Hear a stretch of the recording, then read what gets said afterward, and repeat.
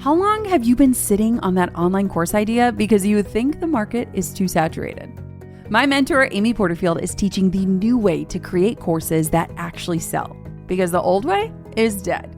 This is her only free live masterclass all year, and you can grab your seat right now at jennaplusamy.com. Her masterclass is called The New and Better Way to Create and Sell a Profitable Digital Course in 2025. And while everyone's panicking about AI and saturation, Amy's 100,000 plus students are quietly building online courses that sell because they know what others don't. Amy's 5-step framework shows you how to validate your idea before you build it, position yourself as the guide people desperately need, and launch with what works today, not 2019 strategies. No tech nightmares, no fancy teams, just proven strategy that you can execute while having a life. Every day you wait, someone with half your expertise is serving your people. Hit pause right now, jennaplusamy.com. I'll be there live taking notes because even I need to learn the new way. jennaplusamy.com. I'll see you there.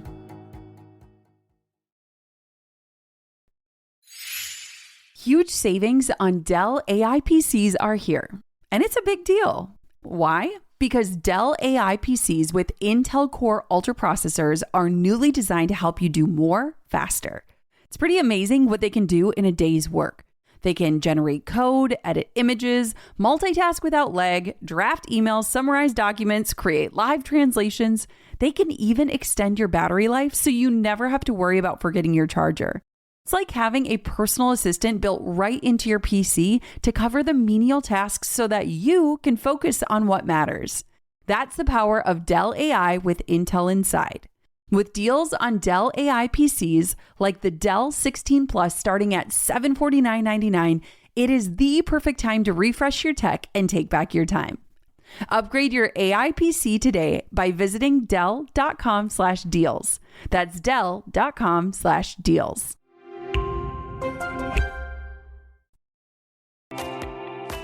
Can we talk about business regrets for a second? Because while everyone loves to say they'd never change anything, I'm over here thinking about 5 things I definitely would have done differently in my first few years. The plot twist? I'm actually grateful for every single misstep. I'm Jenna Kutcher, and I help you trade hustle for purpose and build a business that gives you the life you actually want to live. From a $300 Craigslist camera to a 7-figure business I run from home, I've learned that success isn't just about what you do, it's about how you live. Here, you'll get strategies that work, systems that give you your time back, and steps that turn your effort into results and impact. If you're ready for clarity, confidence, and a business that feels as good as it looks, you're in the right place. This is the Goal Digger Podcast. There is something so beautiful about looking back at the versions of ourselves who were just in that figuring it out stage, you know? When I think about those first few years as an entrepreneur, I see this woman who was so full of fire and so filled with determination, but honestly had no clue what she was walking into. And I love her for that. She was making decisions from a place of pure intuition mixed with hustle, without having the wisdom that only comes from actually living through the mistakes and the burnout and the breakthrough moments. She was someone who was doing her absolute best with the information she had. And there is something so sacred about that season of not knowing what you don't know. Now, from this vantage point, after years of growth, evolution, and yes, plenty of beautiful and public failures, I can see the patterns so clearly. The places where a little more strategy could have saved me months of spinning my wheels, where better boundaries could have prevented that inevitable crash, where more courage to be seen could have accelerated probably everything. This episode originally aired a while back, but I'm bringing it back because these lessons feel so relevant right now. As we're in this season of analyzing our goals and chasing down our biggest dreams and maybe feeling that familiar pressure to figure it all out right now, I think that we need this reminder that growth is not linear and that every version of ourselves is exactly who we needed to be. Because here's what I've ultimately learned. We don't get to skip steps. Every single fumble, every pivot, every moment of not having a clue was preparing us for what's next. And if sharing these lessons can help you honor your own journey while maybe sidestepping a few more of the painful detours, that feels like the most beautiful full circle moment for me. So whether you're in your own figuring it out era or you're revisiting this with fresh eyes, let's dive in with so much love for the versions of ourselves who are brave enough to begin. Okay, I honestly can't shake the thought of this meme that I saw where someone had gotten a no regrets tattoo, but they accidentally spelt regrets wrong and it reads no regrets. And I just keep laughing to myself as I think about that. So if I start chuckling during this episode, that's literally what I'm envisioning. But real quick, before we talk about the wrongs, I do want to make quick mention of the things that I felt went right early on that allowed me to grow quickly and reach the right people and lay a foundation for a solid business.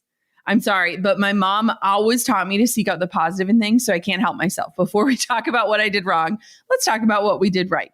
Some of those right things include hiring an accountant to handle the tax and finance side of things, becoming legit legally right away by opening an LLC before I was even making money, sharing my work loudly and consistently on social media to attract more of my target audience, being bold and direct enough to send people direct messages or land in their inboxes asking if they might need my services.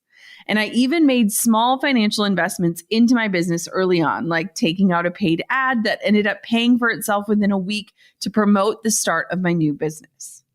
While some of those methods and the advice I offer around them might have shifted in the last decade, I'm honestly quite proud that I took a chance on myself by doing all of that while working a full-time job at the same time.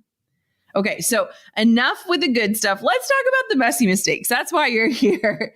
It is time I get to the juicy stuff, those mistakes, those missteps, and looking back now, just plain silly things that I did early on in business that I've learned buckets of lessons from and that I hope will help you learn and make better decisions too. So first, I wish I had understood that I should create with a purpose, not just for the sake of creating. So have you ever heard the advice, if you build it, they will come? Well, I took that a little too literally early on in my business, and I see new entrepreneurs do this all of the time. Just like you wouldn't build a house without a plan or a blueprint, it's important that anything you're creating for your business is tied to an end result. So if you're spending time, energy, or money on something, it's important to tie every action to this deeper purpose. So get this. When I first started out, I blogged 5 times a week for years, like literally years. I never missed a single day. I honestly don't even know how I came up with enough content to push out that many posts, and none of them really did anything for me beyond giving me an excuse to share a Facebook post directing people to my blog before moving on to the next day. The posts didn't grow an email list. They didn't lead to another destination on my website.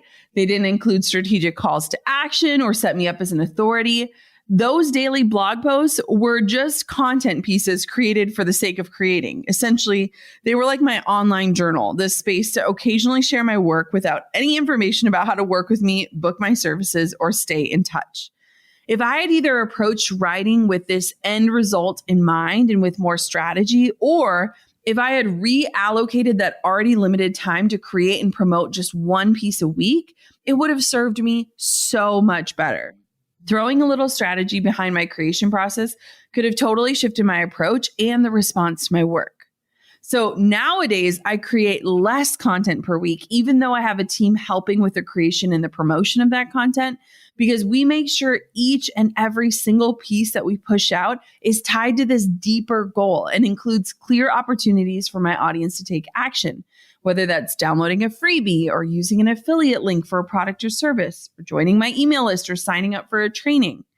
It's less work all around, and it's a more thoughtful, strategic approach to creating that I totally wish I would have had in those early days. It is wild to me when I log into my WordPress and see that I have published thousands of blog posts. And when I think about how I literally posted Monday through Friday, it didn't matter if it was Christmas or New Year's or Labor Day, I was literally just creating for the sake of creating. I want for you to hear this. It is not always about creating more. It's about the strategy behind the creation. So remember that. Don't make the same mistake I did. Don't put yourself on this hamster wheel of creation without tying it to something deeper, a greater end result. Number 2, I wish that I had set boundaries that would save me from burnout. So this is one of those things that I know in hindsight would have saved me a lot of exhaustion and kept me from overworking myself. Like if I could actually go back in time and change my mindset, knowing what I know now, things might have looked wildly different. And I honestly struggle with this one because sometimes burnout leads to the breakthrough, but when it hits, it can be so hard and tricky to navigate. The truth about burnout is that it never should be the goal or the destination, but it happens to a lot of entrepreneurs and usually leads to things like better boundaries and more balance if we pay attention and we use that burnout as a signal that something's got to change. I honestly don't think there was any other way for me to learn that hard lesson of realizing that I was pushing myself way too hard and that I had to find a better solution to care for my time, my energy, my health, and to really create actual work and life boundaries. From working a set amount of hours and not giving out my phone number to taking every Sunday off and turning down doubleheader wedding weekends, I had to learn the hard way that boundaries aren't selfish. They actually protect you. They protect your creativity. They protect your passion. They protect your longevity in a career. There are so many ways to incorporate your own necessary boundaries that can keep you from overworking yourself or hitting burnout. Because the truth is, when you start a business, you're usually so passionate and on fire that you find yourself becoming obsessed with the work and that feeling of progress. It's like once you get momentum, you simply cannot stop. You're also busy balancing the pressure of doing your own thing and proving people wrong, which is kind of what my neighbor found. And you're trying to make it. And so when you take a bet on yourself, you're likely going to work even harder. You know that that end result is a reflection of you. And so it's really not shocking that we often hit burnout. The first 3 years I was on this upward trajectory as a wedding photographer, I was saying yes to just about everything.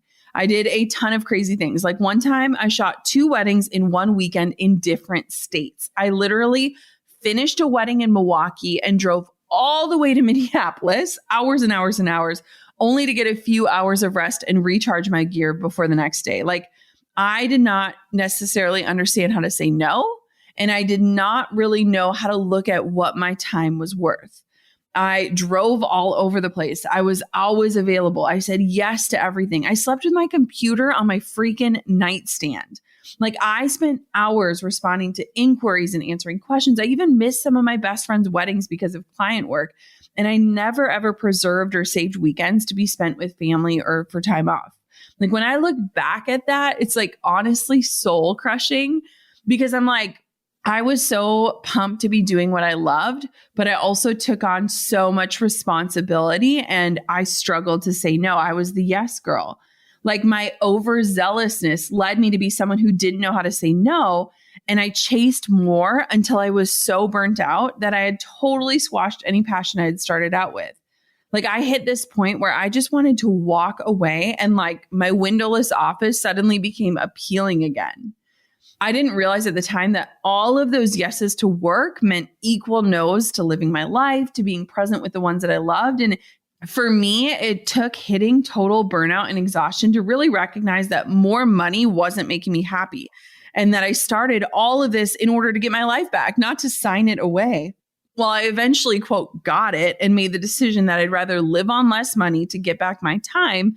It's a decision that absolutely shifted everything for me. Like that decision of saying, you know what? I am willing to say no to 6 figures. I'm willing to work for 50K again, just to have a life again, actually changed the trajectory of my business. And it would have been nice to have learned this one a little bit quicker. But if you can get out ahead of it, my best advice is this.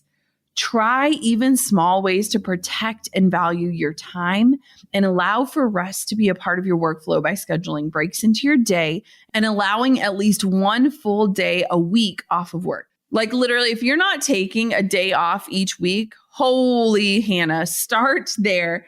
But please take this advice to just protect yourself from the rock bottom that burnout can be and do it so that you don't end up burning the candle at both ends and ultimately resenting what you do for a living. Like I look at how I went from this like passionate person who wanted to bring her camera everywhere, who just loved the art of photography, to somebody who was so burnt out and exhausted that I was like, man, like checking myself into a hospital for exhaustion sounds like a vacation. That is not okay. That does not have to be what entrepreneurship looks like. And that should not be the vision you are pursuing right now. This podcast is brought to you by Mercury, banking that helps entrepreneurs do more with their money. When I first started taking my business seriously, I remember feeling stretched thin. I was juggling invoices, tracking payments, and managing cash flow across different tools. It was messy, and I thought banking had to be that way. That's why I was impressed with Mercury. Unlike traditional banking that feels clunky and outdated, Mercury is designed to make managing money effortless so that you can focus on what actually grows your business. Everything you need is in one intuitive product. Banking, cards, spend management, invoicing, and more all in one place. Plus, Mercury flexes to fit all types of businesses. So whether you're a funded startup, agency, or e-commerce brand, it can be tailored to you. Visit Mercury.com to join over 200,000 entrepreneurs who use Mercury. Mercury is a financial technology company, not a bank. For important details, check the show notes. Can we talk about how bad underwear can ruin your entire day? Like, I used to put on underwear and a bra knowing that I'd be adjusting it by 10 a.m. and completely over it by lunchtime. That is why I am obsessed with the Skims Fits Everybody collection. Now, I bought Skims for years, but I swear this line is a total game changer. The Fits Everybody Scoop Bralette has buttery soft fabric that literally feels like nothing. And I mean that in the best way. I can put it on and I forget that it exists. I'm so confident in these pieces that when I packed my Greece suitcase, it was basically all Skims. I even wore their bodysuit for a recent branding photo shoot because when something fits this well, you just trust it. When your underwear actually works, you stop wasting precious mental energy on it and you can focus on everything else that matters. If you're tired of uncomfortable intimates, this is your sign to try Fits Everybody. Shop Skims Fits Everybody collection at skims.com. Once you place your order, make sure to let them know we sent you. Just select podcast in the survey and choose the Gold Digger podcast in the drop-down menu that follows. This message is sponsored by Greenlight. My 6-year-old woke up this morning asking if she could do chores to earn money. Why? Because she read a Fancy Nancy book where Nancy worked to buy fabulous shoes. And suddenly my daughter wanted to experience the same pride of buying something special with her own money. But here's what hit me. I had no good way to help her actually see and feel her money growing. Cash gets lost. Piggy banks are abstract, and she can't really understand the connection between effort and reward. That's why we started using Greenlight. Greenlight is the easy, convenient way for parents to raise financially smart kids and for families to navigate life together. And maybe that's why millions of parents trust and kids love learning about money on Greenlight, the #1 family finance and safety app.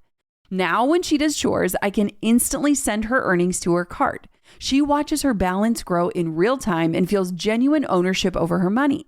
And when she's ready for those fabulous shoes, she'll swipe her own card and experience that incredible feeling Nancy had. Don't wait to teach your kids real-world money skills. Start your risk-free Greenlight trial today at greenlight.com/golddigger.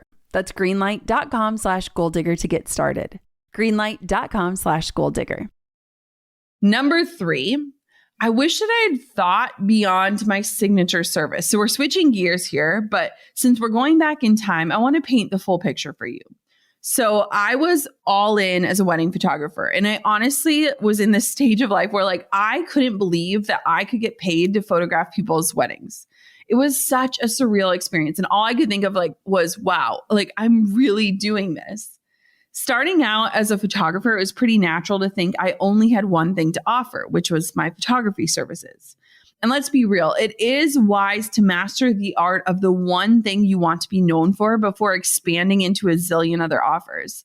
I was actually really proud of myself for hitting this point where I was turning down the random family sessions or puppy portrait sessions and telling people, I am a wedding photographer. I specialize in wedding photography. Frankly, that was a really good first step. But now looking back, I also realized that there were ways that I could have focused on my one thing, which was photography, while also at least thinking through ways that I could potentially create additional opportunities for revenue around that one thing. Now that I know so much about passive income, digital products, upsells, and affiliate sales, I wish I had been thinking just slightly bigger at the very beginning to give me a taste of what it'd be like and feel like to make some money without always having to trade my time. I mean, at the beginning, most of us are more than willing to trade our time for money. In fact, most times it's the necessary place to begin when starting a business and getting it going from the ground up. But there does come a time of recognizing that the time for money game isn't as freeing as what you had envisioned for entrepreneurship. I mean, where are my fellow service-based friends at? You guys understand the struggle of wanting to show up and serve with your skills, but also wanting to take time off of work occasionally without worrying that the income is just going to completely stop. For me, this reality sunk in when I was actually experiencing our second pregnancy loss. And I actually had to show up to shoot a wedding knowing what was going on inside of my body. Like the reality that I had built something that meant that if I didn't show up, I wouldn't get paid hit me like a ton of bricks. So even if you're not ready to expand your offerings or you're not 100% sure what additional ways you want to incorporate more passive income, it's important to think about these things even from the early days to help you take action faster than I did. Now, while I eventually figured it out, it took me a few years, and I wish I would have at least thought about ways to incorporate and add in extra revenue streams, even if I didn't implement them right away. Again, it's great to be a master at one thing to get known for that thing, but don't limit your thinking or your dreaming of other ways that you can bring in revenue, specifically ways that aren't trading your time for money. Number 4 is this. This is my number one business regret. Okay, let's walk through it. I wish I would have started my email list sooner. Now, hear me out. When people ask me, like, what is your number one regret? It is this. And I know it sounds so silly and it's not really a shiny thing, but seriously, you guys, your email list is the number one indicator of your business's health and longevity. And it is something I have been talking about literally for years. Even before it was cool or people understood why they needed an email list or what they'd send to one if they even had it, I have had so much conviction on this topic that I could talk about it all day. You can literally scroll back and see that I've been talking about email lists for years. So you might have heard the stat that for every $1 spent on email marketing, an average of $42 is made. But did you know the global email marketing market was valued at $7.5 billion in 2020 and is projected to increase to $17.9 billion by 2027? And beyond those stats, there are 4 billion daily email users. So basically, there is ongoing and exponentially growing power and profitability in pointing your marketing efforts towards email. So much so that 4 out of 5 marketers say they would rather give up social media than email marketing. And I would 100% fall into that camp. By the way, all of these mind-blowing stats come from the marketing pros over at HubSpot. So my email list is my number one asset in my business. It's my number one focus in my business. It's the number one thing I invest in when it comes to business. And it's the number one way I drive sales in my business. If that doesn't prove how important this point is, well, I'm not sure what will. What happened is that I didn't start my email list until years into my photography business and right as I was in the process of starting my side hustle in teaching. It took that pivot for me to realize this and to take action on it because I'd been so distracted by all the other things that I thought I needed to be doing. When I finally knew that I wanted to do something beyond shooting weddings, it felt like I was playing catch up on starting and growing my list. And once I did get started, and I can see now I was so focused on trying to win shiny social media points that don't actually lead to a ton of results or extended brand loyalty or conversions.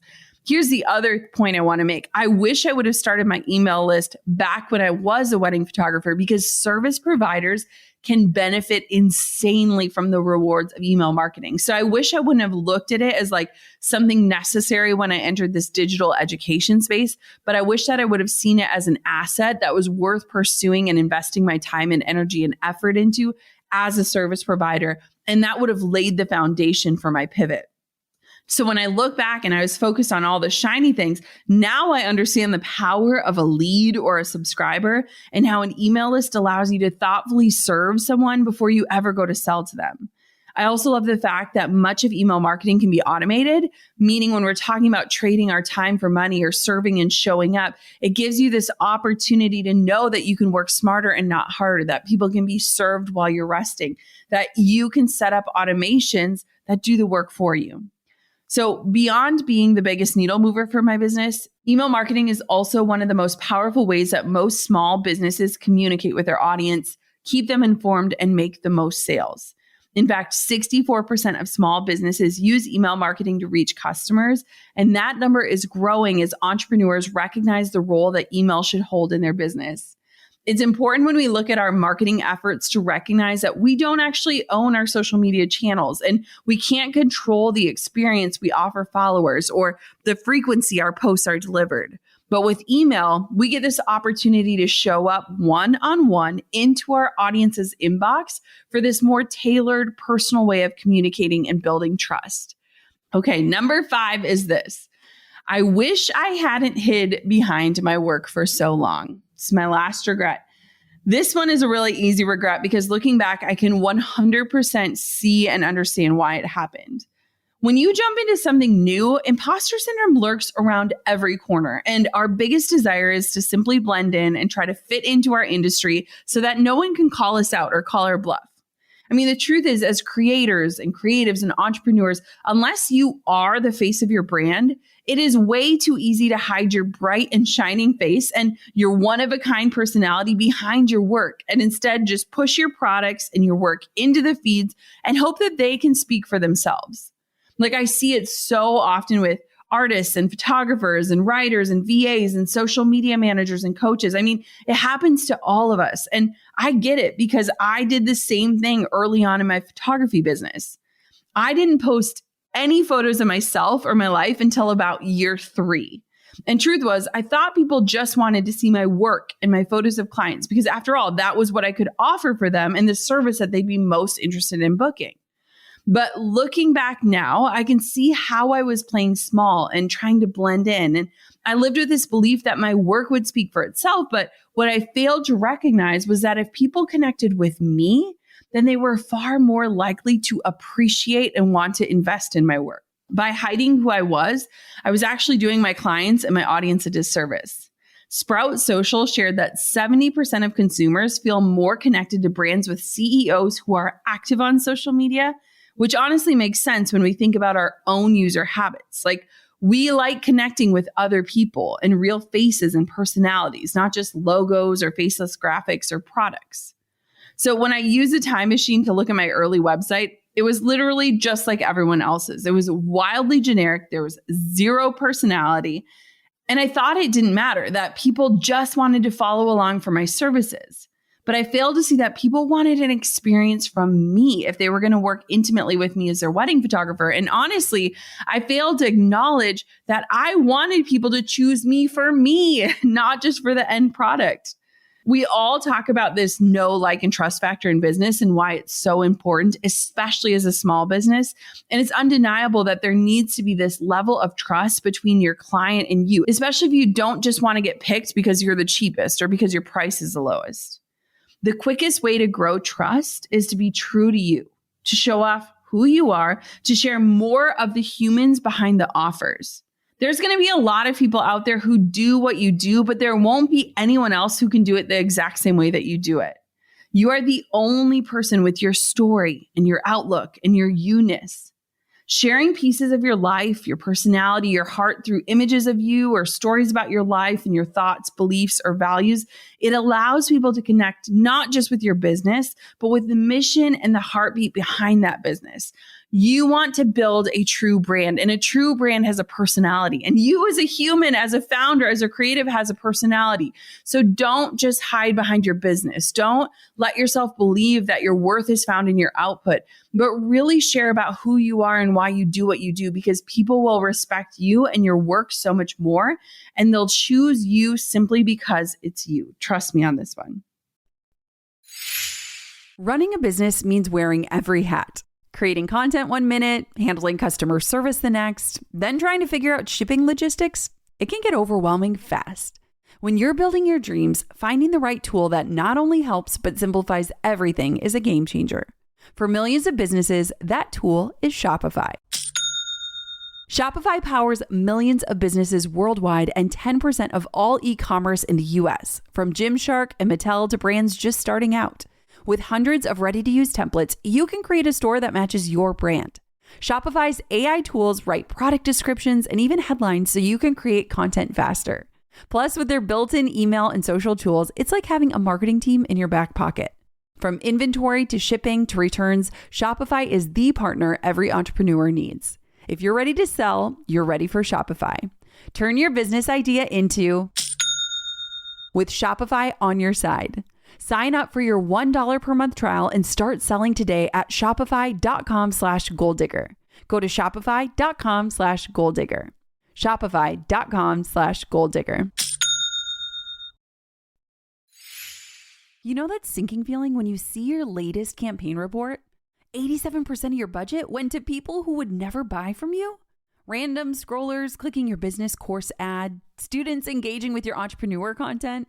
Your perfect ad creative about building sustainable income shown to people who aren't even trying to build a business? That's why LinkedIn ads exists. While other platforms guess who might be interested, LinkedIn knows who your buyers are. Target the exact job titles making purchasing decisions. Reach VPs of marketing at growing companies. Find HR directors at mid-sized firms. Target entrepreneurs ready to invest in their growth. Zero waste, maximum impact. Stop hemorrhaging budget on random audiences and start reaching actual decision makers who can write the checks, only with LinkedIn ads. Spend $250 on your first campaign on LinkedIn ads and get a free $250 credit for the next one. Just go to linkedin.com/goal. That's linkedin.com/GOAL. Terms and conditions apply. Drew and I have been so lucky to travel to some amazing places over the years, and Airbnb has been at the center of so many of our best memories. We've stayed in some unforgettable places, like a house with an indoor pool in the Midwest where the girls practically turned into mermaids, and another with a hot tub that they refuse to leave even for dinner. We have celebrated holidays in these cozy homes away from home, gathering with families and creating new traditions in spaces that make us feel instantly welcome. And it got me thinking, if you've got a few trips on the calendar and your home's going to be empty anyways, you should be hosting. The best part is you don't have to do it all on your own. With Airbnb's co-host network, you can team up with a local co-host who handles the details for you, from guest messages, reservations, even on-site support. So your home is cared for and your guests get that same kind of unforgettable experience you'd want for your own family. Find a co-host at airbnb.com/host. So now you know all of my deepest, darkest regrets. Just kidding. But seriously, in reality, these are things that I'm actually really glad to be able to look back and say, well, now I know better and I can do better. And in that sense, they are all pieces of my entrepreneurial story and journey that I'm honestly proud of, because they obviously led me to good things like creating better boundaries and learning to lean into my values and to understand who I am better and get creative with my strategies. So I want to know, what do you think? Like, I hope you can take my mistakes and use them for your own benefit. Please do that for the sake of this episode. And maybe you can even cut a few years of your learning curves off while you're at it. It's always fun taking a walk down memory lane with you. So thank you for being here. And just like I told my neighbor, I want to tell you this. You are worth it. The visions you hold for yourself are worth it. It is not your job to get anyone else to buy your vision. Your vision is yours and yours alone. If people want to be the naysayers, if they want to strike you down, if they want to make you doubt what you're doing, let them do that. It's usually a reflection of their own insecurity. But I promise you, if you bet on yourself, if you go all in, if you believe that you are worth betting on and that you can invest in yourself, man, I can't wait to see what you do. So I hope you enjoyed today's episode. I hope you go for it. I hope you learn from my mistakes, and I would love to hear from you. Hop on over to Instagram at Goal Digger Podcast and leave a little message. Tell me what your greatest regret is or what you learned. Like, I love reading and hearing from you about these episodes. And of course, until next time, keep on digging your biggest goals. Thank you so much for being a part of the Goal Digger movement. Thanks for listening to the Goal Digger podcast. I hope today left you inspired and equipped with something you can put into action as you build a business that truly supports your life. If this episode resonated with you, here's how you can help the show reach even more entrepreneurs. Hit follow, share it with a friend who's building something meaningful, and if you're feeling generous, leave us a review. Those reviews help other listeners discover these conversations when they need them the most. This show has become so much more than I ever imagined, and it's because of listeners like you who show up and share. You are helping build something that will inspire entrepreneurs for years to come. For show notes, links, and resources, head to goaldiggerpodcast.com. Keep digging your biggest goals. The world needs what you're building.